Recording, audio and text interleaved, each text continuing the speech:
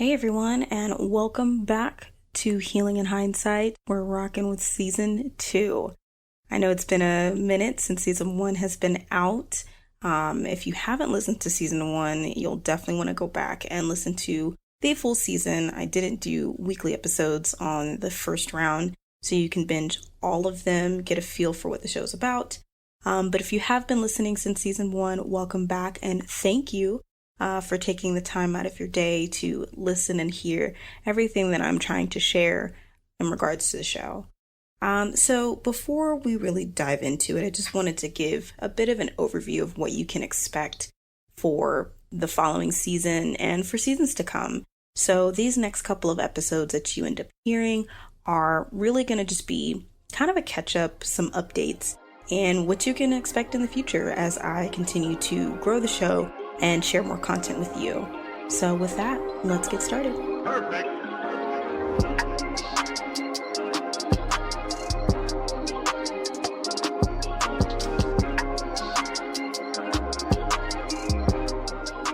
All right, welcome back, guys. So again, I'm super excited to do season 2. I'll be honest, everyone says in the podcasting world that the hardest part is starting, but it seems that the even harder part is continuing. You know, once you launch a show, it's kind of like, it's real. You got to do something. You got to put something out there and continue to do it if you really want your show to reach the people that you want to reach. So I just have to admit, I'm really excited to actually be saying that there's a season 2. I took some time to myself to just learn and understand, and as well as, you know, try to do some engagement as well.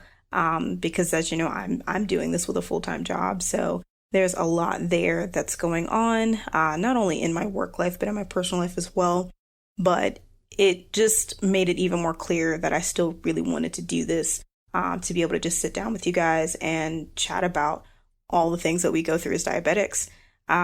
So with that, I kind of want to just give you guys some updates on what you can expect this season. So instead of the previous season where I just did a bunch of episodes and kind of let you binge watch it, like, you know, as soon as something pops up on Netflix or Hulu, I decided I really wanted to play around with releasing shows weekly. And the reason being is I wanted to get a better feel from the community of what type of things that you guys wanted to know, things that I can share about myself, because as you guys may have learned in the first season, I'm still working towards getting myself to a comfortable place with my diabetes in terms of ensuring that my blood sugar is stable, my A1C numbers are good, and hopefully coming off medication. I'd rather self-manage if I can, and even get to a point where I don't even have to think about it at all. So with that, I decided let's try out releasing weekly. So whenever you tune into the show, you can expect new episodes every Thursday of each week, and it'll still be a mix of either myself or myself with special guests, and then of course any kind of, you know, kind of behind the scenes episodes, because I really enjoyed being able to go off topic just a little bit. It still relates, but just being able to share my thoughts on the different things that's happening, because there's still a lot going on in the world. And even though the life of a diabetic is ever changing, a lot of the factors that happen in your day-to-day life, in your communities, can still have a huge impact as well. So again, every Thursday is when you can expect a new episode. So that way I can continue to engage with you guys and understand what you want to hear, versus kind of just selecting topics that I feel is best. And throwing it out there in one big swoop. So again, you can binge season 1, but season 2, we're going to do weekly. And hopefully you guys can be more involved in that process as the show evolves. The second thing that I kind of wanted to share as far as updates to the show is that I decided to choose this interesting cadence for the seasons. And I'll just be completely transparent. I think I'm being clever in a way, but maybe not. You'll have to tell me if this really flows with you. But I wanted to ensure that as I'm learning and, you know, growing the show and engaging with you guys, something that I've just observed and seen with other podcasters, YouTubers, just content creators in general, is not being able to really take breaks. And that's something that I really it's very important to me, to be quite honest. I need to be able to recharge. I need to be able to take care of myself. Self-care is really important. And I'm sure you guys can understand that, having to record and produce and, put things out there, it can take up a lot of your time, and for me, a lot of my spare time. And so one thing that I just learned from doing season 1 is I got pretty tired pretty fast, just because I was staying up super late trying to get everything together, and, wanting to make sure I had, decent guests for you guys and content and all of these things. So I really wanted to figure out what's a good way for me to provide what I want to provide to you guys, or what you guys would like to hear, and still take care of myself, because I think that's really important. And I feel as though, you guys are really understanding in that. So you can expect moving forward that the seasons are going to be about 12 weeks long. So about 3 months. And the reason why I picked that number, if you will, or that amount of time, is for those of us who are still regularly getting their A1C tested. It's about 90 days or 3 months that you're supposed to go in and get that test. And I felt like that just resonated really well with everything that the show is about, to follow that. So, as this episode comes out off October 15th, and then it will end, season finale will be on January 15th, or whatever day, whatever Thursday of that week that is. I feel like it's the 15th, maybe it might be the 14th, I don't know, but whatever that week is, that's when it'll end. The 15th is my birthday, so it felt, I don't know, it just felt like it made sense, and 15 is my number. So it just felt appropriate to continue that, since I launched the show on August 15th, and then I'm starting it again on October 15th, and then I'm ending it on January 15th, and so forth and so forth. So my hope is that it'll give you guys kind of a way to digest everything that's come out.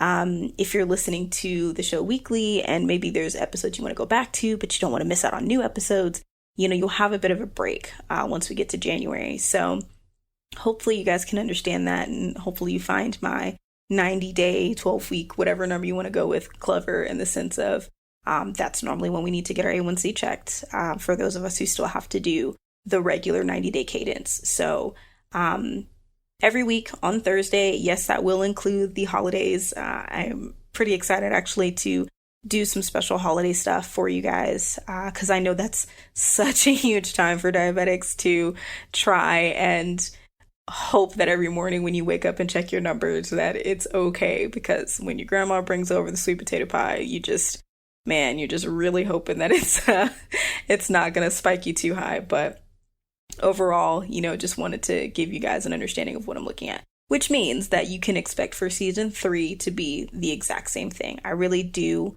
like the season aspect. I think it gives, I like themes. I like to theme things out. So it gives me the opportunity to really pull together topics and things that make sense for that period of time. So with that being said, what's the season going to be about exactly? So this season, I really wanted to focus on, I'll say, about 3 main things.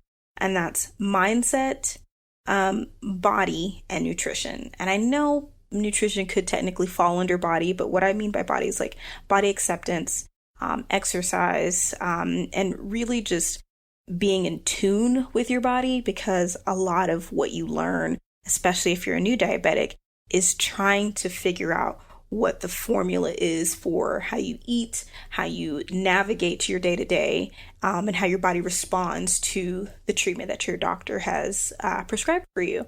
So I really wanted to take the time to focus that content around it. The first season is kind of surrounding an introduction to it, kind of a crash course, if you will, with a bit of focus on my journey, if you will. And I'm still going to share my journey with you guys, but I want to also bring to you quality information to help continue and progress your journey, as we all want the goal of being able to manage our situation as best and as holistically as possible.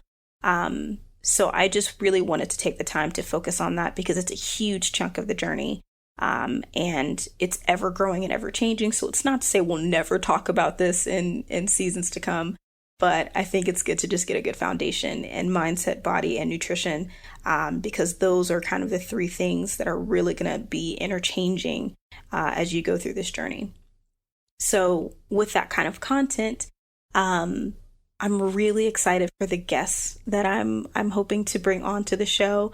I've already got a couple of them confirmed.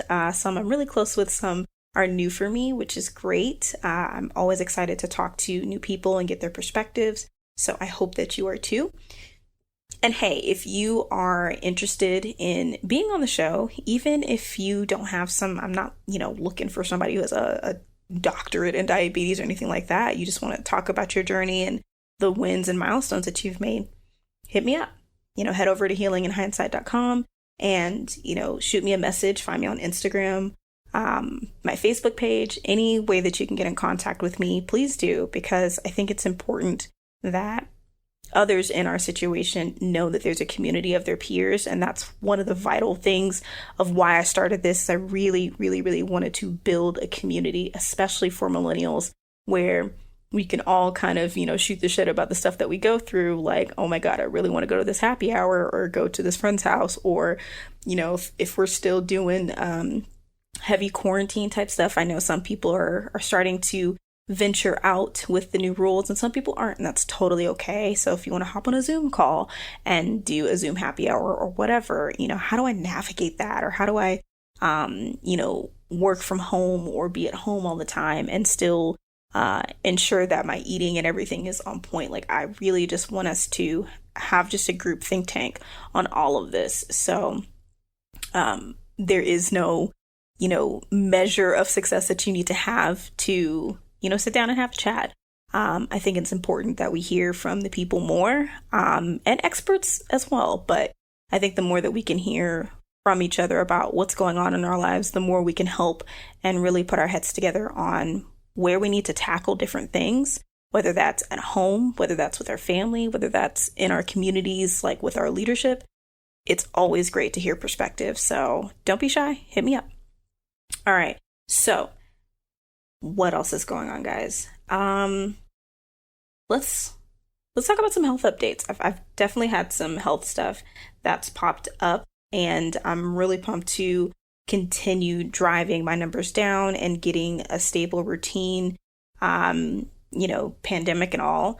I did recently have my A1C tested. If you listen to, I want to say it's my Strive for 6.5 episode back in season 1, I give you guys my full rundown. And when I mean full, I mean like from the day I was diagnosed in 2015 up until I think it was June. That was my last A1C. And it's not pretty. I'm just going to be really honest. There's a lot of gaps in that time because I was kind of bouncing around jobs at the time. So insurance and stuff was weird. I changed doctors in the midst of it. I ran out of meds. Like, there's a whole slew of things that happened in my first couple years as a diabetic. But I feel really proud that the last 2 years I've been a lot more consistent, and I'm continuing to be more consistent and communicate with my doctor my wishes and how I want, my journey to go. So my recent A1C that I got back about 2 weeks ago, actually, I left off at a 10.2, which is still very much yikes.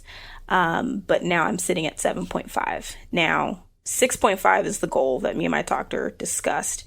And even with when I saw her, the goal suggested by the medical facility that I go to is 7. Like, when you first diagnose, you want to get down to 7, depending on where you're at, obviously. I started out at like 13. So, and I touched 9% in between that time, but this is actually the lowest that I've been. So I got down to 7.5. And so I'm not very far off from the 6.5 milestone that I need to hit, where she said that we could start adjusting my medication and going from there. And one of the things that came up in my appointment that she was asking me about, I was telling her I've made a lot of adjustments in my daily habits as far as my nutrition, and my timing of things. That's been a huge role, and why my numbers have gone down. And I've seen really good daily blood sugar levels. But the one thing that's been missing is exercise. And I am not, guys, I'm just not. I really, really want to be one of those people who, like, not doing any form of exercise is just the end of the world for them. I don't know. Like, I wish I was like my dad in that exercise works really well for him, which we talk about in the season finale of season 1, but he doesn't like doing it, right? And for me, I don't mind doing it. It's just, it doesn't feel like exercise works as well for me as I would like. And I know that it's a whole mindset shift that I have to make, because literally everyone's body is different.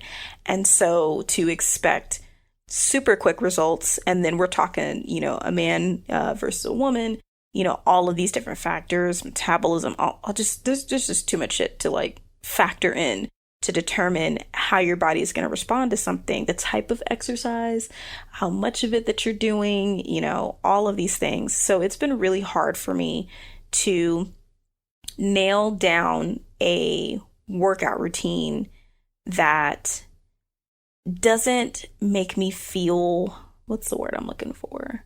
I don't want it to feel like a chore.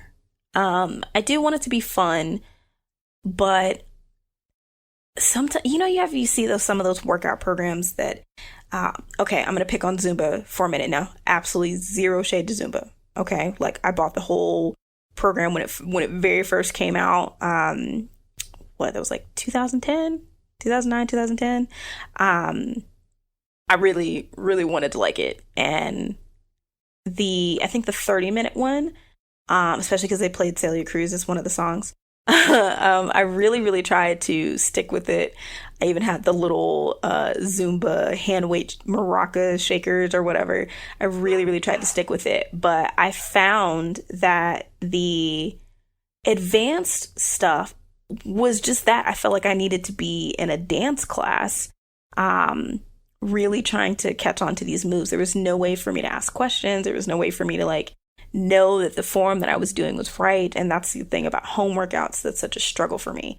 It's the same thing with yoga. I really, really, really want to get into yoga, in a sense where it is, a deep part of my routine.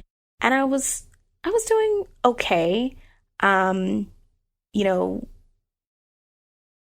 A couple months ago, probably like right after my A1C test back in June, I was really trying to make the most of quarantine and give myself space to get up in the mornings. I'm up really early and get my body moving and doing something that not only could condition my body, but, get a good stretch in, all these things like that. And I was starting to do it. But again, it's tough when I can't tell if I'm doing it right now. Don't get me wrong. I think it was Ashtanga.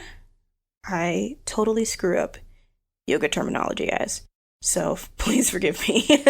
But that one routine, it's on Aloe Moves, and I can't remember the name of the teacher, but I really would love to accomplish being able to do like, arm balances, handstands, headstands, like a lot of the acrobatic stuff, because I used to do it, when I was younger, back in junior high school. I did Pilates a lot, which was great. And I just really missed the flexibility that I had, especially when I got deeper into dancing. So I felt like yoga would be a really good opportunity for me to get back into that familiar phase with my body, but not having someone to correct me and guide me is hard. Now, I know there are in-person classes, and I'm in Austin, Texas. And so I've had a lot of people tell me like, oh, you should go to like Black Swan or, places like that where it's donation based.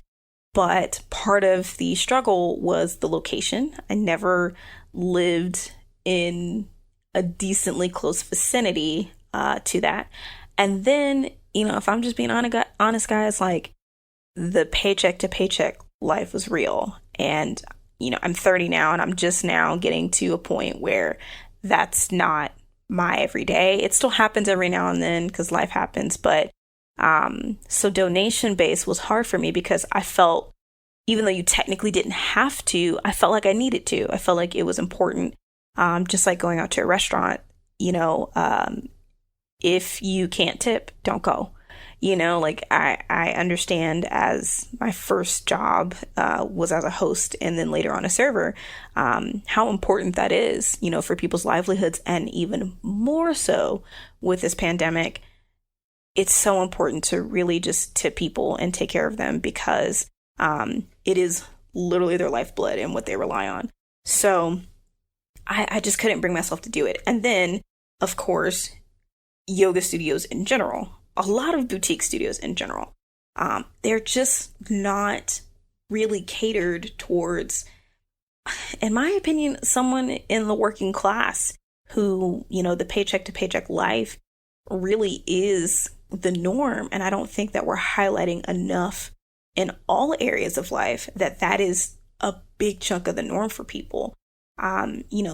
Places like Orange Theory and F45. I actually did F45. And it was hard. It was hard having to put in, $500-$600 up front.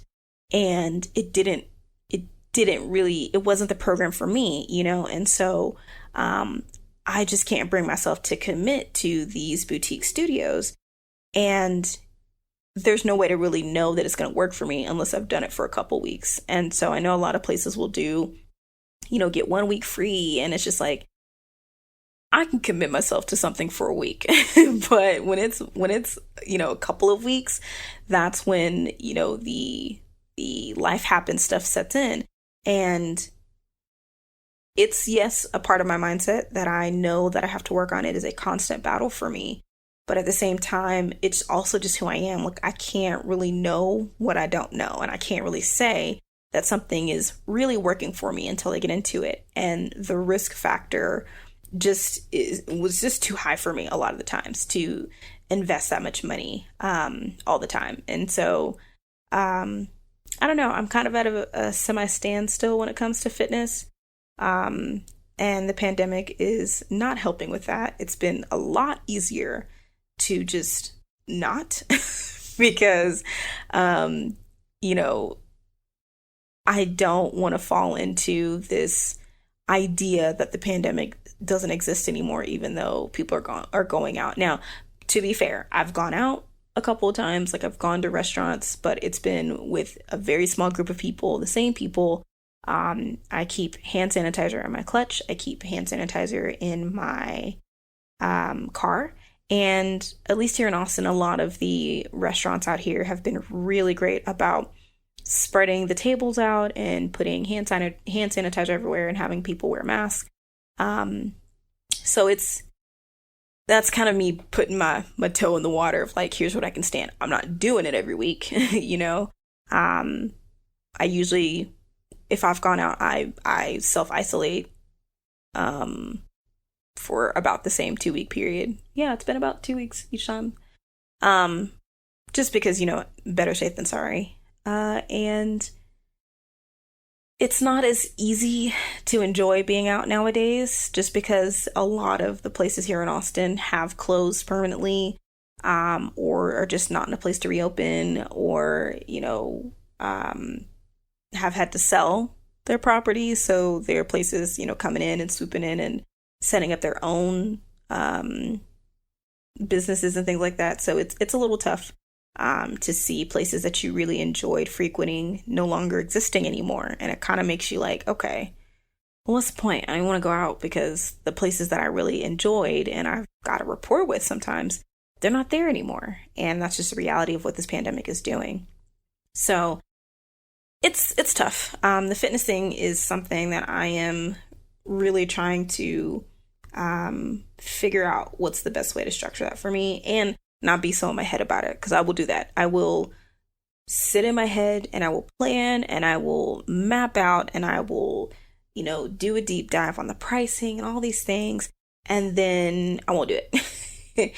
And the other piece of it is, because I just want to be transparent, is I am taking time to invest in programs and things that will help me, build my brand and my business even further. And so unfortunately, I'm not in a place where I can just do both, where I can pay for, a business mastermind and a gym or whatever. And, I know that places like Planet Fitness and Anytime Fitness, and there's all these places where they're a lot cheaper, but I have not really worked myself to the gym part yet. I just haven't. Even when I did have a gym membership, which was lifetime, but I got laid off at the time, so I couldn't afford it like I used to. So it was easy to cancel because it's just like, I can't afford this. So there's no way in hell that I'm going to go to the gym. And it was when that first round of when Texas opened up too soon, to be quite honest. And it's the smaller Lifetime in Austin. No, thank you.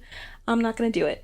I've talked to friends who have gone to the gym and said it's okay, but it's bodily fluids, y'all. At the end of the day, it's sweat. And, if you see really, really muscle heavy guys, they're not always, you ever see a guy like really take a big breath and just push out there's no way unless your mask is on, that spit ain't flying everywhere. And I want to say most gyms are saying you have to wear your mask while you're working out, but it's just a lot to chance. And I feel like if I have to go through an entire cleaning routine before I actually get my workout in, and I may only have an hour to spare, no. I'm not trying to be in a fitness competition where I spend 2-3 hours in the gym. Not saying that those who compete do, but it just already sounds like a lot. So there's a lot to unpack there. There's a lot that I got to figure out. But if there's anything that I've known about myself, it is that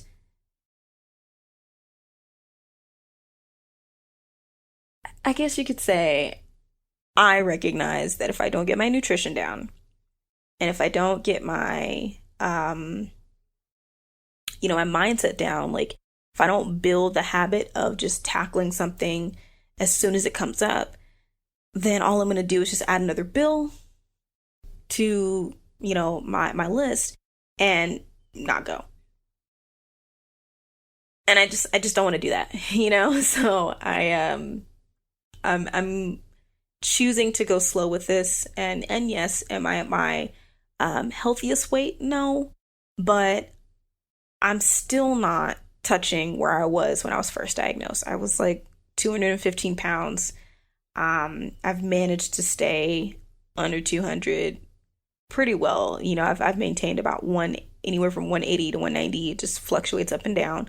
And I'm not gonna beat myself up about that. I'm just not. I'm just gonna be okay that I am where I am. And I am recognizing, or reminding myself rather, that the number on the scale does not equate to the actual health of my body. Now my body fat percentage, that's something to look at and manage. So it's a lot, but me and fitness, we've got a journey to go, and it's one that I'm gonna keep getting up and tackling as much as I can. But it's something that's kind of my next biggest challenge, and my doctor really feels that if I can get that in there, 6.5 will be blown out of the water. So to be continued. We'll see. I'm gonna do what I can. It's hard. Just thinking about it's hard. But I'm trying to think of creative ways to do it. So we'll see. What else is going on? My routine at home is pretty boring. There's nothing special about it right now. I think what I will say that I'm proud of is my consistency in the things that I am doing, which is taking my medication consistently. And I know that seems like a duh, but that actually was really hard for me, especially my first couple years, which is why you're seeing those big gaps. But taking my medications consistently, I think I told y'all last season that it might have been an episode with my dad, but my doctor did add add glipizide back to my routine. I think it's also extended release. I was on it previously, but when I switched doctors, she had me take it off because I hadn't really she felt that if I hadn't tried extended release metformin yet, then the glipizide was excessive. And now that I'm on the extended release metformin, my numbers were like on the edge. And since adding it, I'm starting to see a lot more consistent numbers in range. Added though with taking my medication consistently, watching what I eat at night. My dinner, I try my best. I have splurges. Don't get me wrong. I'm not going to sit in front like I ain't have a slice of pizza at 10 o'clock at night or something like that. But overall, the overall schedule of my eating during the day is a lot different. I don't snack as much as I used to. I really have been trying to give my body time to process everything. The first thing that's on my stomach every morning is water or lemon water. And I'm adding more fiber. So I have a fiber supplement, a prebiotic. It's either probiotic or prebiotic. I want to say it's a prebiotic. Prebiotic fiber. And I mix that in with my coffee. And that helps a lot. And I've even started doing, because cooking has been difficult for me, guys. Like, it really has. I was doing Snap Kitchen for a second, but I was starting to get the same meals over and over again, because I chose the low-carb keto ones just for now. To be clear, I'm not a keto advocate. That might not be the best word. It's worked for some people. I just haven't been able to keep up with it consistently to do it. And honestly, at least at the time when I was attempting keto, it required a lot of cooking for me, or a lot of prep, and I just had a lot going on in my life, and I did not have the space to do that. So no shade against keto, and I'm really excited to sit down and chat with a lot of folks who are actively on keto, are advocates for keto, things like that. But neither here nor there.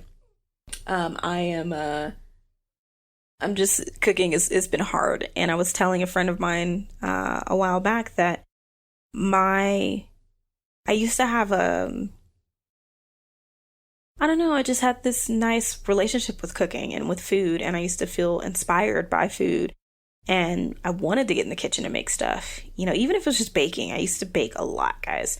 But it was really hard to do because I was just so discouraged by my numbers and by wanting to enjoy certain things. And honestly, a lot of the first, couple of months of the pandemic, I was just stressed out.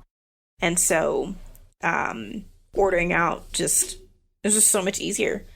And I still try to be mindful even when I order out, but, recognizing portions and how bad, the portions are and me not regulating myself on that. So there's a lot there. But I've made a lot of strides. So, Snap Kitchen has helped, but really listening to my body when I'm actually hungry, ensuring that I try to have some form of greens, some form of protein every time if I can. And not that I'm condoning skipping meals, but, recognizing that sometimes I'm not really hungry. My body is craving something else. Like, I just need more water, because my hydration levels have dropped for sure. Being in an office and filling up, my big 64-ounce steel water bottle with cold filtered water, that was something that I was really diligent about doing, and I could knock out almost 2 of those a day. And being at home and you don't have the same, access or setup, sometimes it makes it hard. And so I've had to keep a bunch of bottled water, which I don't necessarily want to do. But the little pure filters, snapping that on, I just can't get with it, because sometimes I just really want really cold water, and I don't have an ice maker in my fridge in my apartment. And so I know that there's a lot of solutions that could tackle that. I'll just tell you right now, not a lot of them have worked for me. The kind of next step where I'm at is getting a better filtration system that's like under the sink, and seeing about, how I can get it colder. I don't know, because I don't always want cold water, but it helps for me, so, what else is going on? So, yeah, I'll leave it there for the health updates, because you guys will get more as the season progresses. But before I let you guys go, because I didn't want this to be super long, I kind of want to just talk about like future plans for the show and, what I really want to do and different ways that you guys can connect with me. And just so you know, like I said earlier, this is going to be kind of the first couple episodes, just updates on different things.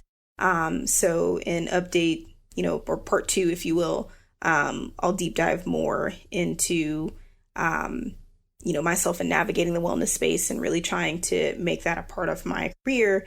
And then part 3, like what I really want to see, just in the diabetic community in general. But for now, at least for the show is concerned, like, again, I really just want to do a deeper connection with the community. I really want to talk to more people about their journeys and, have more options for information. Soon, very soon, you guys will actually get to see my face a little bit more, as I'm going to be filming myself, recording myself for the show. I know it sounds really silly, but I know a lot of people are already doing it. And yes, season 1 is already up on YouTube, but you can't see me talking live, I guess, if you will. But it's something I've been wanting to do. I've actually been wanting to do a YouTube channel for a while. I just, 1, was nervous. 2, I love tech. So I tend to go down the rabbit hole of I need all 50 million of these things that aren't exactly cheap. But I have navigated that with grace, and I have managed to purchase a decent camera from a family member and all these things. So it's just trying to get it all set up and worked out. But you can expect very, very soon that there will be YouTube available. So if you're a visual person, that's coming.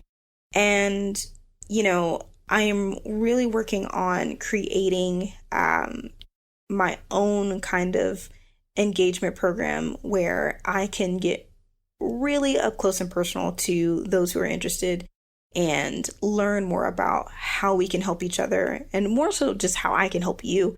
As a trainer and manager, in my professional corporate life, if you will, not currently, but in past roles, like I really just miss connecting with people and teaching people. And so I'd like to take that to a personal level, because I've never done it for anything for myself.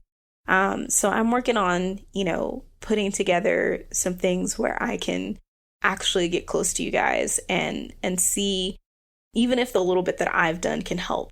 So there will be plenty more of that to come. I promise I will share more details as it comes out.